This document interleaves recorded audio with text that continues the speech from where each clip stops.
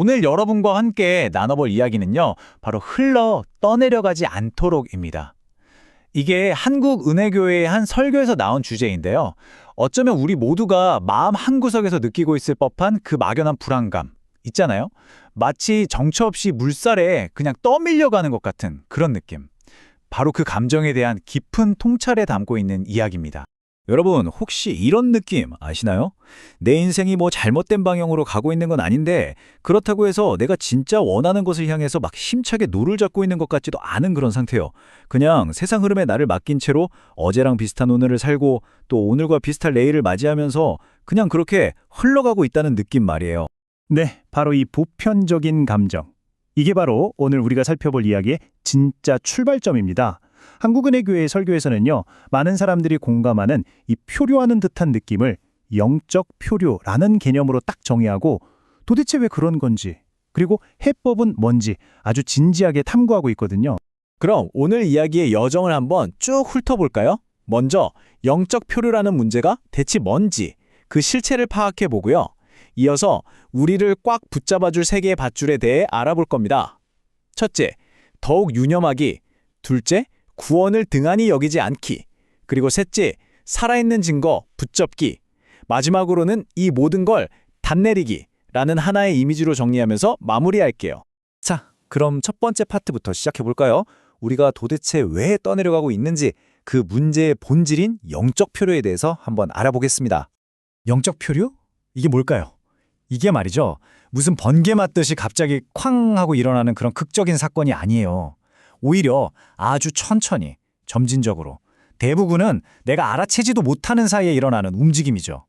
바쁜 일상의 물살에 그냥 휩쓸려서 나에게 가장 중요했던 핵심 가치와 믿음으로부터 아주 서서히, 조금씩 멀어지는 현상, 바로 그겁니다.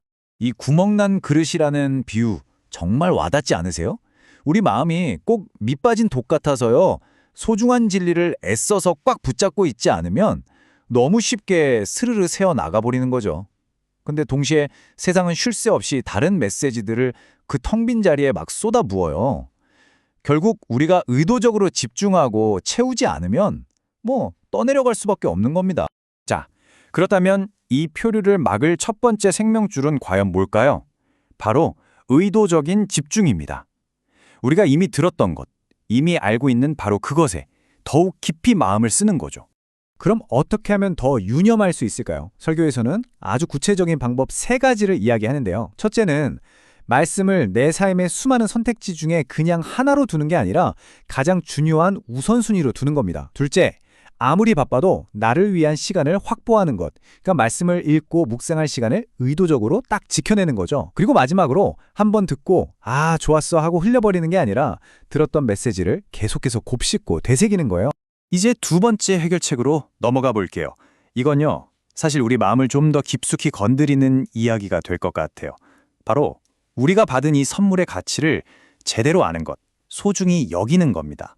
이렇게 큰 구원을 등한히 여기면 우리가 어찌 그 보응을 피하리오? 이 질문 정말 무게감이 느껴지지 않으세요? 여기서 핵심 단어는 바로 등한히 여긴다는 건데요. 이게 도대체 무슨 뜻일까요? 여기서 말하는 등한히 여김, 그러니까 소홀함이라는 게요, 막 나는 이게 싫어 하고 적극적으로 거부하는 게 아니라는 거예요. 그냥 신경 안 쓰는 거죠. 별로 중요하게 생각하지 않는 거, 무관심한 거, 바로 그 태도 자체예요. 그래서 이게 더 무서운 거죠. 나도 모르는 사이에 내 삶의 가장 소중한 걸 하찮게 여기게 될 수도 있으니까요. 설교에서 인용한 디트리티 보네퍼의 개념을 보면 그 차이가 확 느껴지죠. 한쪽은 값싼 은혜, 이건 그냥 공짜로 받았으니까 당연하게 여기는 거예요.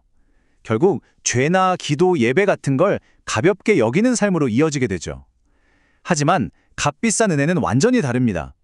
이건 하나님의 아들의 생명이라는 어마어마한 대가를 치른 선물이라는 걸 기억하는 은혜예요.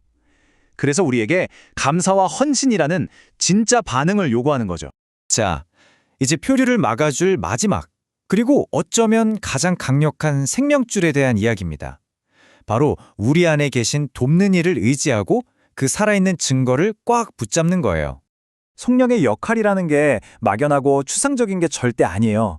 우리 마음 가장 깊은 곳에서부터 너는 혼자가 아니야 하는 확신을 주시고요. 우리를 조금씩 그리스도를 닮아가도록 변화시키시고 또 공동체를 함께 세워갈 각자의 재능, 즉 은사를 주세요. 이 모든 것 하나하나가 바로 복음이 단순한 이론이 아니라 살아있는 진리라는 증거고 우리가 붙잡을 수 있는 진짜 힘이 되는 겁니다. 자, 지금까지 우리가 왜 떠내려가는지 또 어떻게 그 흐름을 거슬러 멈출 수 있는지에 대해 쭉 살펴봤잖아요. 이제 제일 중요한 시간이에요. 이 메시지를 그냥 머리로만 아는 게 아니라 바로 내 삶의 항구에 적용해 볼 시간, 다시 닻을 내릴 시간입니다. 첫 번째 질문을 한번 스스로에게 던져보면 어떨까요? 최근에 나는 말씀을 어떤 태도로 대하고 있었나? 혹시 바쁘다는 핑계로 아니면 너무 익숙하다는 이유로 소홀히 하지는 않았나요? 그리고 두 번째 질문은요. 우리 마음을 조금 더 깊이 들여다보게 해요. 나는 나도 모르는 사이에 내가 받은 이 구원을 너무나 당연한 것으로 여기고 있진 않았을까? 그 값비싼 은혜의 가치를 혹시 잊고 살지는 않았나요? 그리고 마지막 세 번째 질문입니다. 이건 생각에서 그치는 게 아니라 실제적인 행동으로 이어지는 질문이에요.